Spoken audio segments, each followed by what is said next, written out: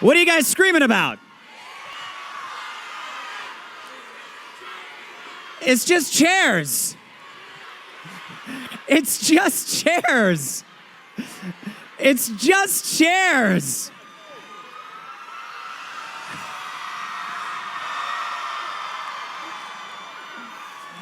All right, ladies and gentlemen, are you ready to have some more fun? Are you sure?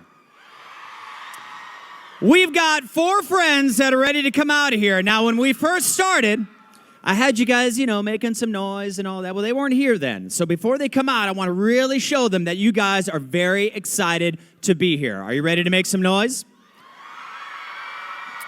So let's try this one more time. Where are all of the Hufflepuffs? Where are all the Ravenclaws? Where are all of the Slytherin? Can the Gryffindors make some noise? If you're a Harry Potter fan, let me hear you scream.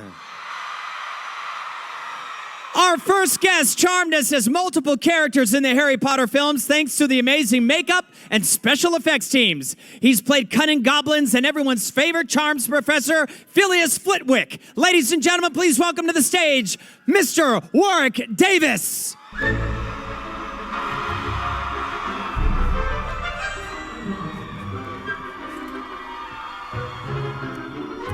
We followed him since his first fumbling days at Hogwarts to his last stand against evil. Played by our next guest, Neville Longbottom, won our hearts as Harry Potter's friend and fellow Dumbledore Army member. Please welcome to the panel, Mr. Matthew Lewis.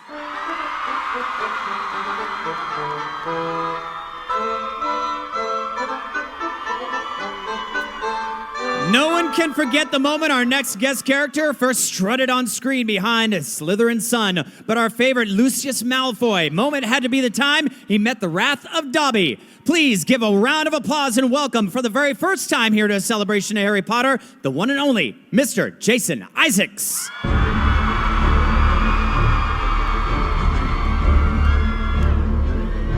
And of course, whether you loved him or just love seeing him get turned into a ferret, there is no denying that Harry may have met his ultimate demise, Malfoy Manor, if it hadn't been for Draco Malfoy. Also making his first appearance at a celebration of Harry Potter, please welcome the man who brilliantly brought Draco to life on the big screen. Make some noise for Tom Felton.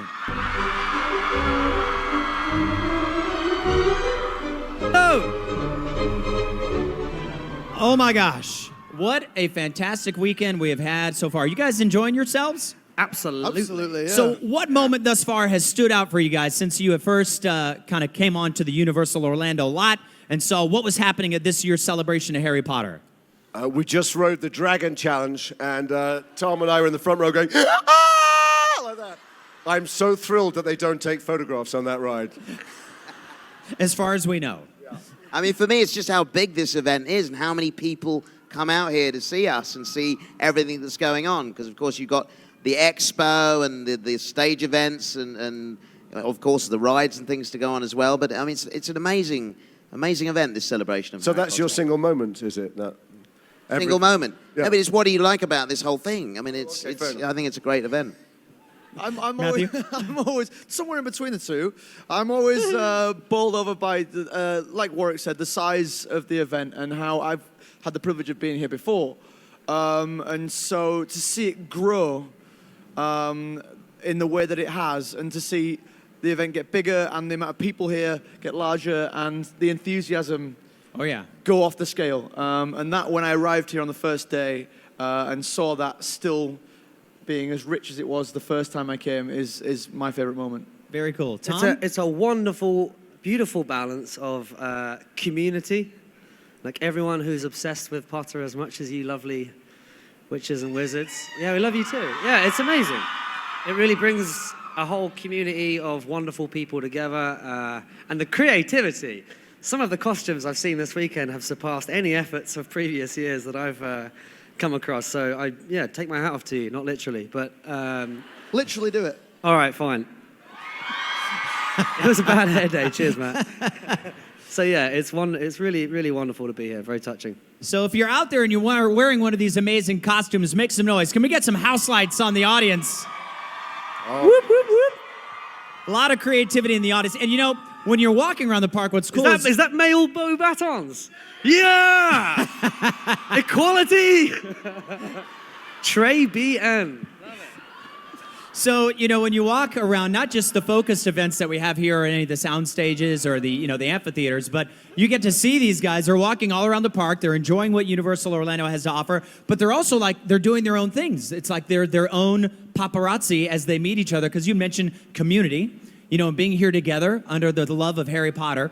They all are very creative out there, and they do their own thing. And, you know, that kind of brings us to our first question. They all have their own spells. They make them up. They produce them. What would your go-to spell be, whether it's one that you've already known through the movies or one that you could create? If you each had an ability to create a spell, what would that spell be?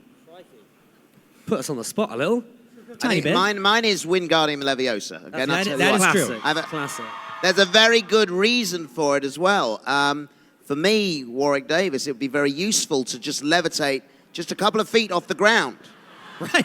Okay? Then I could reach cash machines, you know, buffets in restaurants and that sort of thing. That'd be very useful. So, yeah, mine is Wingardium Leviosa. Wingardium Leviosa. Swish and a flick. Absolutely. Thank you. Very good. Anyone I'm an else? Expelliarmus fan. Expelliarmus. It's a bit of fun. As far as inventing one, I'm not nearly creative enough on the spot to think of such a thing. But I know a man who is. Jason. Thanks so much. Well, That's what we call a volley. The extraordinary thing about Potter, the fact that the reason everybody loves the stories and the characters and the world that Joe created, both in the books and the films, is because they're about inclusion, and they're about nobody feeling alone, and about never judging people's insides by their outsides, and so I would invent some spell like Prejudicum Baccidum, which would take prejudice Okay. and shove it where it belongs. Okay. What did I tell you, Orlando? Did he disappoint? There it is. Out of the park. Matthew? Oh, yeah, okay, I'll just follow Jason, shall Sure. I? Yeah, great, yeah, brilliant.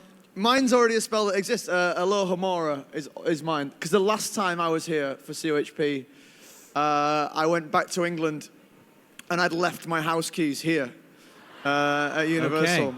And I couldn't get into my house. I had to go to the next door neighbor, and she had a spare because she does our garden. That's a weird fact for you there. And I had to go ask if she could let me in my own house. Alohomora would have come in very handy. All right. Very Classic good. Lewis. Very nice.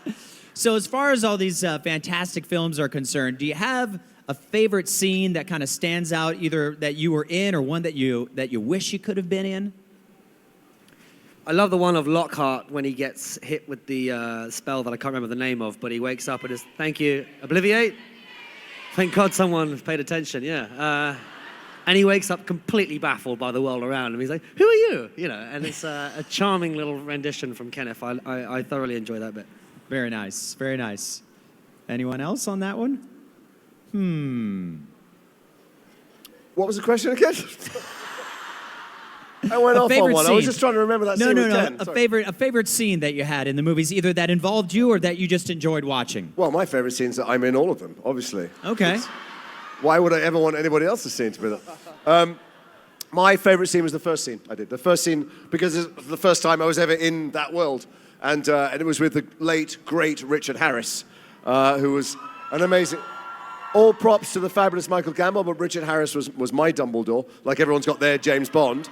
And so I was terrified of him. And for those of you who are too young to remember, Richard Harris was a huge star throughout the 60s and 70s. He had Oscars and acclaim galore.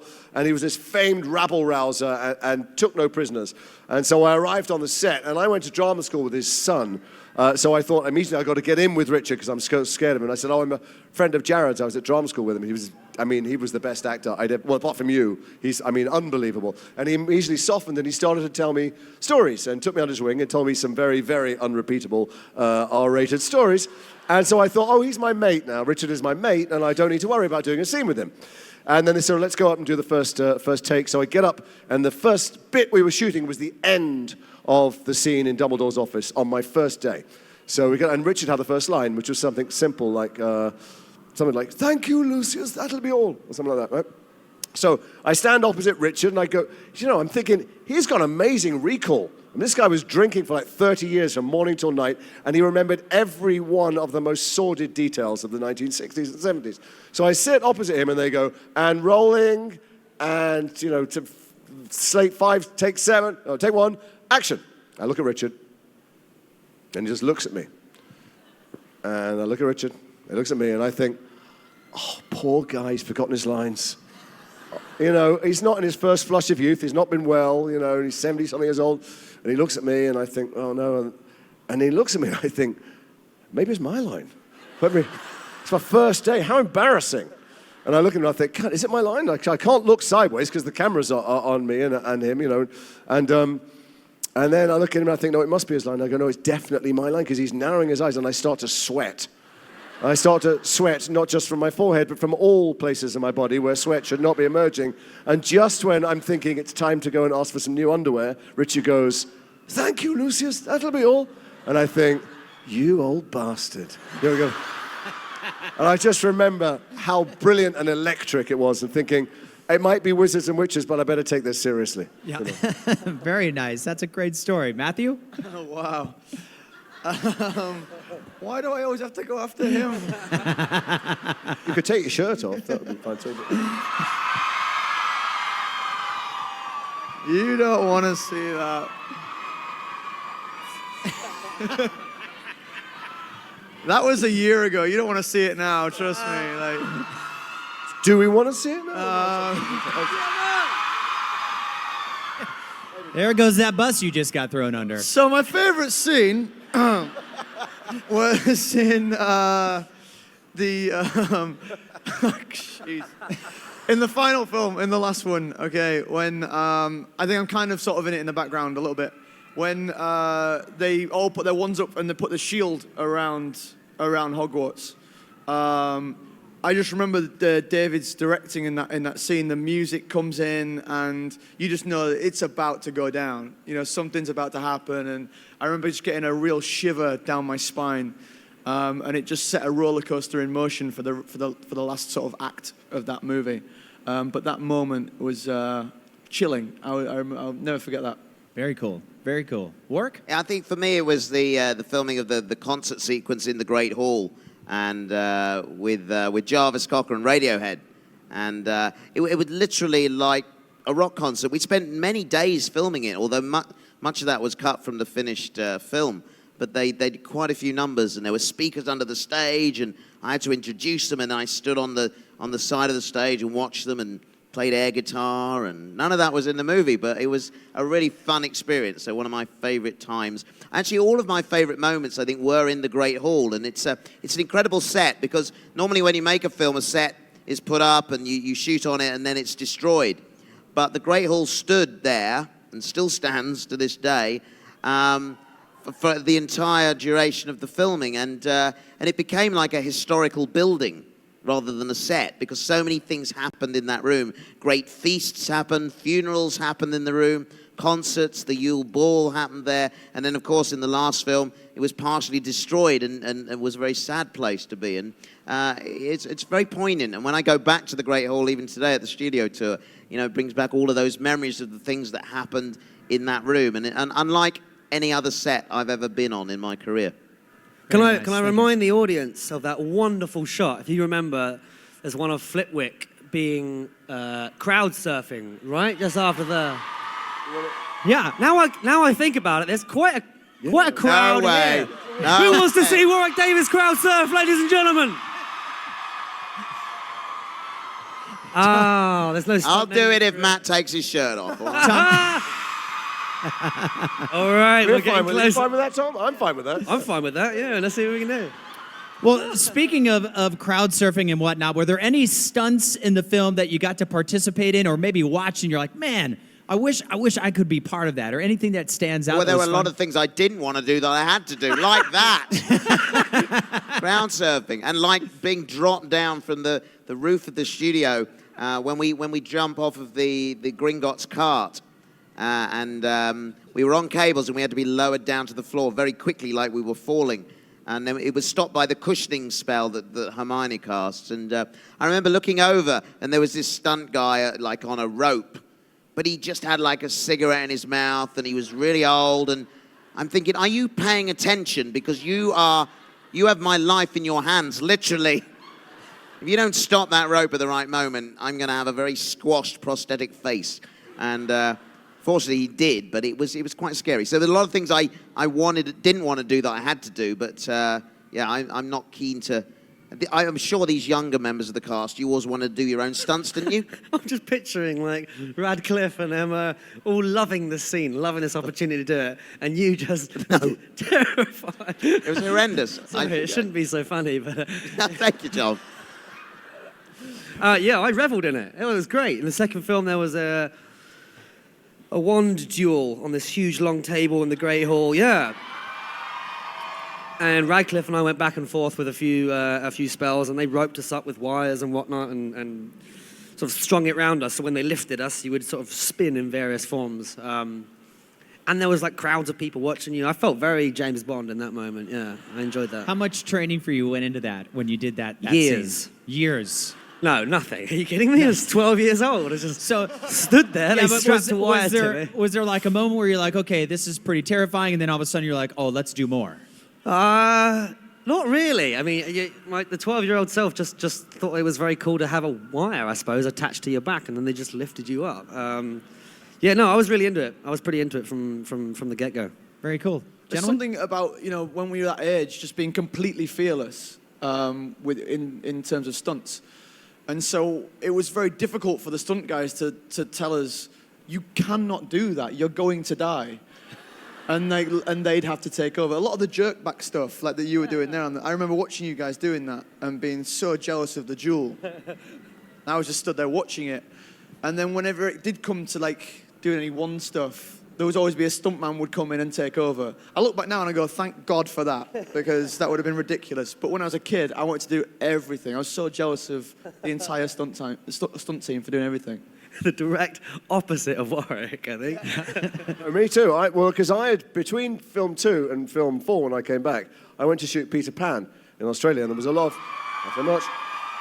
Thanks very much. And there was a lot of flying in Peter Pan, and I spent months and months and months in the air. And when you're in the air, which is spectacular on film, what you're really wearing is a giant metal pair of underpants and getting the biggest, longest wedgie that anyone's ever had. So, big tattooed men pulling you up on wires and swinging you around, and if you're not being nice, leaving you up there at lunchtime, And I'd had a couple of unfortunate eggs because you have to rearrange yourself very carefully so that when you're pulled up, the weight is spread evenly and not on the wrong parts of your body. As happened one day in Peter Pan, and I was up there, I went, put me down! And the director went, mate, I've got to get this shot. And I went, you do not have to get this shot! Not today, not now! And he said, just let me shoot. And it's when Captain Hook gets stuck in the rigging. I said, it's killing me! And he said, it looks good, you look in pain. I went, I'm in pain! So when I came back, and there were moments when Lucius was blasted off my feet, like in Malfoy Manor, right. and I'm watching these, or everybody else going, I'll do it. I was going, who's doubling for me in this moment? There was one in Malfoy Manor at that moment when Dobby drops the chandelier, though. My kids came to visit. My kids very rarely came to visit the set. They weren't interested in the set. They only liked the free chocolate and the fact that in the trailer, my toilet flushed with your feet. That was the main thing. They would come and shove rolls of toilet paper down and flush it with their feet. It's pretty cool. Yeah, it is pretty cool. So they're on the set, though, for that rare moment, and the chandelier drops in without telling her. I thought, I know what I'll do as Lucius. I'll dive into the fireplace. But normally you say those things, they spend weeks making a rubber fireplace. And I just dove very enthusiastically into the steel fireplace with the grate there and got up and tried not to cry in front of my children. Great answers. You guys having a good time out there? Yes. Let's continue on. So, Tom and Matthew, you guys grew up basically during the shooting of the films. Continuing on with your careers, what would you say is the biggest thing that you've taken away? And I'll definitely relate this to you, Warwick, and Jason as well. But we don't mind. We can sit here and listen to them. It's all okay. Right. What is the biggest thing that you've taken away that's helped you move through your career? Well, I'd say we got older, but we definitely didn't grow up. If anything, we got more ridiculous as the years went on. Look at us now. So much to take away from it, really, yeah. learning from the country's best as far as how to be professional and how. Pleasure. What? Sorry, I wasn't actually referring to. Actually, that went straight under the radar, didn't it? Okay, moving on. Yeah, learning from them, and as far as really what we've taken away from it, I don't know really. It's something that it gets more and more appreciated the further and further you go away from it. The more work you do on other sets, the more you get to work with other people, you realize quite the quality and the level of the experience that we had there. Yeah, I mean, I'd echo that entirely. It's very difficult to look back on the whole experience and pick out specific things that you learned from it, because we started so young and it was our childhood. It's like saying, what did you learn in school that you take with you now? Right. It's the whole experience as an entity that we have taken forth. And I didn't appreciate it at the time, but as Tom says, you walk onto a film set now or a TV set or whatever, and you just feel comfortable. You feel at home there. And that's through growing up on it. And it's that kind of thing, that experience that I didn't appreciate that I even had. Right. And that I take away from working on those movies. So I was going to say that because it was your first experience of films, but Warwick and I have been on a ton of them, and for everyone out there, wherever you go to work, the atmosphere at work is generally set by whoever's sitting on the top of the pyramid. Whoever the boss is, whoever they treat the people beneath them, that's how they treat the people, and that's a culture. And there was a culture of kindness and warmth on the set. Everybody was incredibly nice to each other all the time. And the kids, as they were then, and adults now, but all the way through, everybody was always humble. Nobody behaved arrogantly. Nobody behaved like they were better than anyone else. And that, I think, infused for 10 years the atmosphere of 3,000 people who worked there. And I'm sure that's what you've taken. That's why you've turned out to be just lovely young men. And everyone else has turned out, and you look at the work they're doing, not just on camera, but the charity things that people do off camera. They turn out to be really fine individuals, because it was set from the producers and the director, mostly the original producers. They went, this is going to be a place people want to come to work, and where nobody is rude to anybody else. Mm-hmm. And that, I think, is something you carry into your work now, right? Absolutely, and for the adults, but as well as dear Radcliffe, I cannot think of a better person to have him at the top of our tree as number one on the call sheet. He never wavered with enthusiasm, dedication, joy to be there, and passion, and that just leaked throughout the entire thing.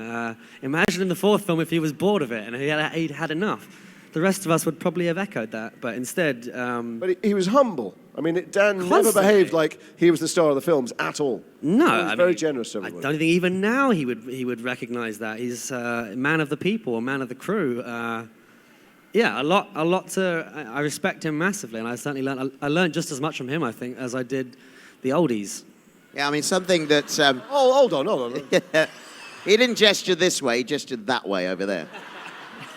I mean, something that illustrates what Tom was just saying about Dan was one day we were doing the courtyard scene in Deathly Hallows Part 2, and for that moment he was unconscious, supposedly dead in Hagrid's arms, so he wasn't in it. And I remember saying, I said to him, what are you doing out here? And he said, I'm just helping out. And he was like holding umbrellas for Maggie Smith and things, and he was kind of just...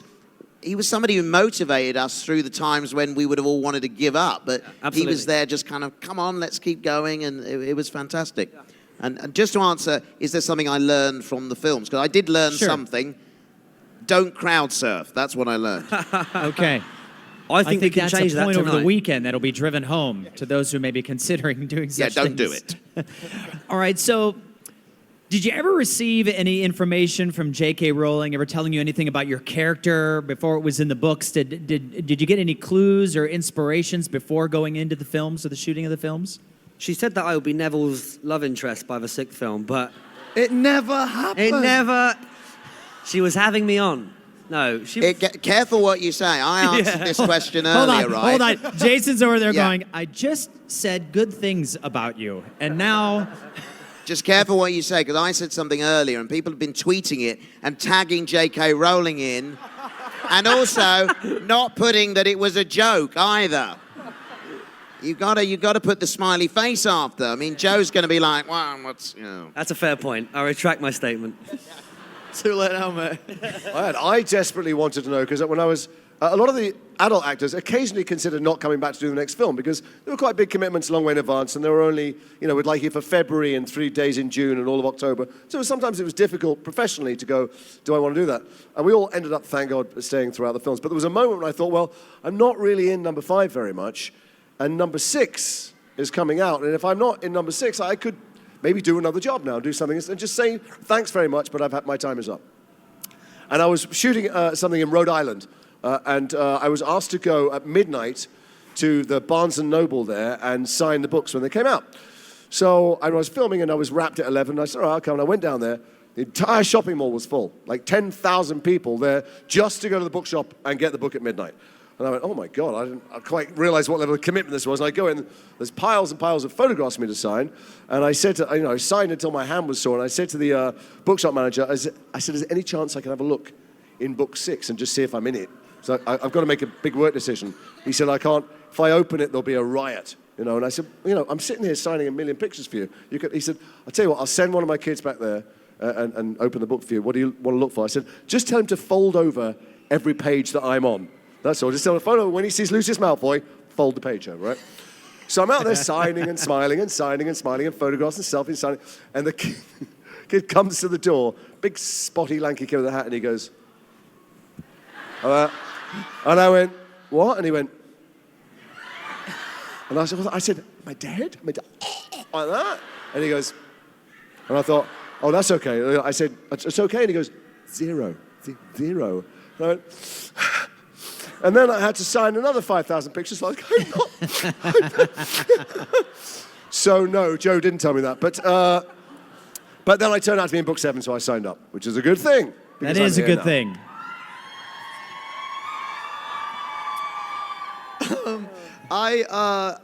Joe came up to me at one of the premieres and told me that she'd just finished Deathly Hallows and she'd locked it away under in a safe somewhere at her house. But she'd just written this wonderful stuff for Neville, and I specifically told her not to tell me anything. I think I was quite rude. I think I was actually like, no, shut your mouth, Joe.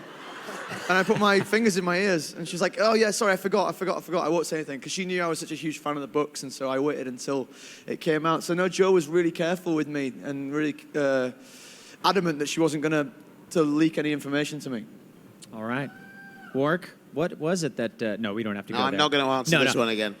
No, Joe didn't tell me anything about my characters. She didn't? No, she didn't. So you just got all your direction from the directors themselves as far as what? Everything from the books and the directors and the script. All right. Straightforward. Absolutely. Right here.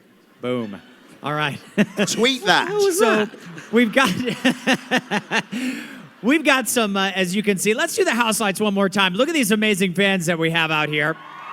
Do we have any Slytherins in the house? Yes. Thank you. So, what would you say was your best or most memorable fan experience, whether it being here or, the many years that you've had exposure to these fans and been able to interact with them? Crikey. Whoa. Are there any children in the audience? Sorry. Do you know what? It's all part of it. What's amazing is that I know it sounds strange, and we're up here, and some of you, hold us in high regard because we're in the films.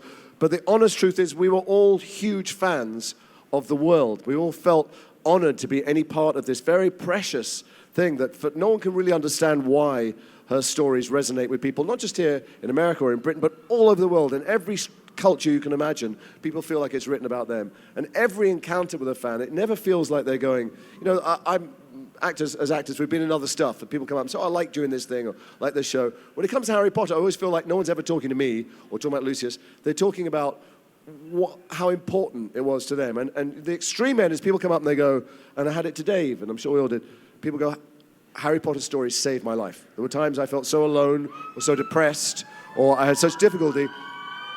I knew through one of the characters or through one of the dilemmas or something to do with the indescribable magic of it, I felt less alone and I was able to get through dark times.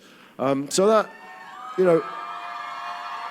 separating single stories of, when you sign someone. I remember someone coming up and saying, can you sign my body? I'm going to get tattooed. And I'll go, I don't really think you should have a tattoo of my signature. And they go, look, I got everyone else. Stuff like that is less important than generally that for years and years, and hopefully for years to come, these stories do way more than entertain. They entertain, but they touch people and they make them feel less alone. So it's all one big fan experience to me, and we are as big fans of them as you guys are. Very nice. Matthew, fan experience, a memorable one? Oh, wow. Just so many. I think actually there was one time, I think I mentioned it yesterday actually in one of the panels, that I met a girl in Canada, and she had my signature tattooed on her arm, which was kind of a weird thing for me. The idea of tattooing your body with something that I'd written was a weird thing anyway. But then she explained the meaning behind it, and it was the fact that she'd tried to kill herself before. And the character of Neville had got her past that. And his battle against adversity and the way he evolved and became this hero against all the odds is what she used in her own personal life. And I agree with Jason. It's the story that Jo has created. It's the characters that she's given such depth to and such reality to. You know, they're real people that we can all relate to at some point in our lives, and some experience that we go through. There's someone in Harry Potter that we can use as a guide. And this one circumstance happened to be the character I played. But it was just so amazing, because you often forget the impact that you have on people. We just turn up to work and we do our job. But the strength of the material and the world means that it's so much more than that. And I will never forget that as long as I live, I don't think. Great story. Thank you. Warwick? Well, I mean, it's very hard to pick an individual experience from a fan, but I mean, I think the fans of Harry Potter are amongst the most passionate, most dedicated fans in fandom, basically. I mean, you're all wonderful people, and we certainly appreciate it. And to kind of go back to what Jason said earlier about the stories that J.K. Rowling writes, and how empowered many of you feel from reading them, and that's a theme that resonates throughout, is the kind of the idea that if you read the stories, you feel empowered, you feel like you can do anything. And I was actually working on a documentary about Fantastic Beasts and J.K. Rowling's Wizarding World, and trying to find out what the secret to the success of her writing is. And it is about that, the fact that it does touch people in a way and empowers them and gives them a self-belief that they didn't perhaps have before. And I think that's terrific. But certainly for me, it's lovely to be on the receiving end of so much warmth from the fans, and I sincerely thank you for that. Very nice. Tom? Many weird and wonderful experiences. There's like 25 Japanese girls at the airport all dressed as Malfoy, which was... Now, that was a weird dream you had. It felt like it when I arrived at the airport, I tell you. But to continue on what the boys were saying, it's remarkable. The greatest gift that I think we've been given, and maybe more so to the kids, is that we physically embody something that is very precious to a lot of people, because we represent the characters that mean so much, that have empowered the readers. So with such a little gesture as just saying hello, I just remember going to countless hospital wards, children's hospital wards, and being able to bring something to these people's lives within 10 seconds, just saying hello. That's all we have to do. And they run screaming. Kids used to be terrified of me, to be fair. Yeah. And that's, it's bizarre and ultimately doesn't really reflect our experience, because we've just sort of turned up and done our best. But to be able to have that effect on people and to drive positivity in that direction, I just feel so lucky to be part of it. Very nice. Thank you so much. So, as we know, that series has come to a close. What are you working on now, currently? What projects or things are you doing with yourselves now? Warwick? Well, it's tricky in our industry. I often feel like I work for some secret government organization where I'm not allowed to speak of anything I do. And that is the case at the moment. I can't really say, I can't talk about what Star Wars. I can't talk about it. I'm guessing, sir. I'm right. Don't answer specifically, but is it in a galaxy far away? I can't talk about anything I'm doing. I can't say anything. I can neither confirm nor deny such things. But yeah, it's we just appreciate, I mean, I certainly do, I'm sure Jason does, we appreciate working, you know, full stop. It's lovely to be asked. And you know what? I never take each project for granted. You know, you work on something and you enjoy it to the maximum, you get the maximum out of it, and then never think that there's something else. Just appreciate that moment. It's true of life, actually. Anything you do, enjoy that moment. And I do when I work. I kind of love what I'm doing and never assume anyone is ever going to want to employ me after that. And when they do, it's a surprise, it's a delight, and then you move on. But yes, I don't take it for granted. But there you go. Very nice. And Thank you. what is it you're working on? I'm not going to say. Oh, okay. I can't say. Can't tell you. What was that project you were telling me about back there? Wasn't it the same? Matthew, Okay. what have you got going on these days? I did a play in London at the back end of last year, which was. Is that for London or the play or Matt? What's what? Okay. It was pretty intense. So I decided to, because I'm just a pathetic actor, to take all of Christmas off. And now, after this weekend, I suppose I should get back to work, shouldn't I? Yeah. I've got the last series. Do you remember I had a mustache last year? Do you remember that? Yeah. That was for something. That's coming out later on this year in America. Final series of that will be out. But no, I'm just sitting here talking to you guys at the minute. Yeah. Being in the present. Yeah, being in the present. There you yeah, go. That's it. All right. So, Jason, you've been real busy. Yeah, I just want to apologise because I've got lots of things coming out and you're going to get really sick of me, that's all. I'm in a series called The OA. Come on. Is that because you've seen it? Hands up who's seen it. Good, 8 of you. That's good. And there's a series on Netflix called The OA. Do not let your children watch that. There's a thriller horror film coming out next week called Cure for Wellness. That is coming out. These are people who've downloaded illegal copies of that. And there's a couple of others. There's a film called Hotel Mumbai and Death of Stalin and Behind the Glass, and they're all coming out. And I just heartily apologise for you watching me on brightly coloured sofas telling you to buy tickets. Buy tickets to whatever you feel like it. Don't worry about it. All right. And you're kind of staying busy these days, Yes, Tom? I'm currently working on a show best symbolized by a lightning bolt, which is quite ironic. Yes, I'm knee deep in Star Labs. I'm working on The Flash, season 3. So I'll be doing that for the next 4 months or so. So yeah, Very thank nice. you. I've noticed there has been a crossover between the Potter fans and the Flash fanatics. So I'm very appreciative of that. Thank you.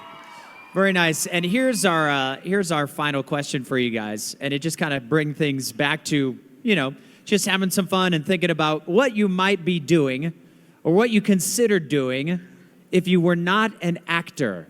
Professional crowd surfer. Yeah. You guys would give him a job, right? Let's see it work. Prove it. I would love to see Warwick crowd surf right now. It's not going to happen, is it? All right, let go.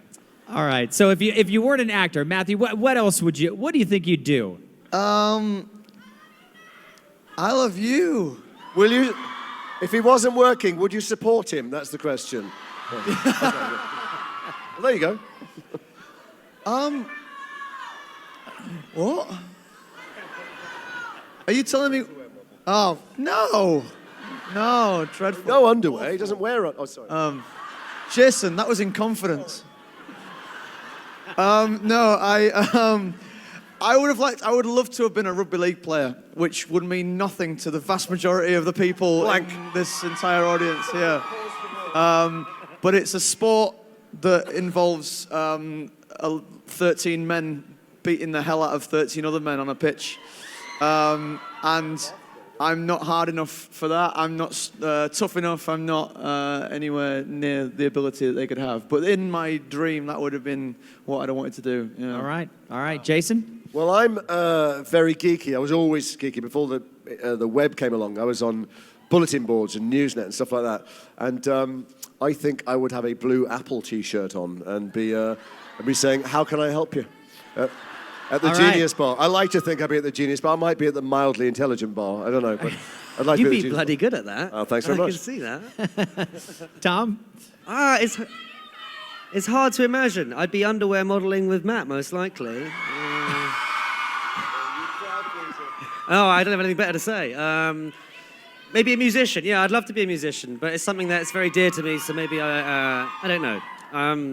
All I know is I'm extraordinarily lucky to be doing this and not anything else. So yeah, if it wasn't in TV, if it was not behind the scenes, I'm a very keen photographer. So maybe photograph. I don't think I'm made for the world of office life. So I know as a kid I said I wanted to be a professional fisherman. I retracted that statement pretty soon after.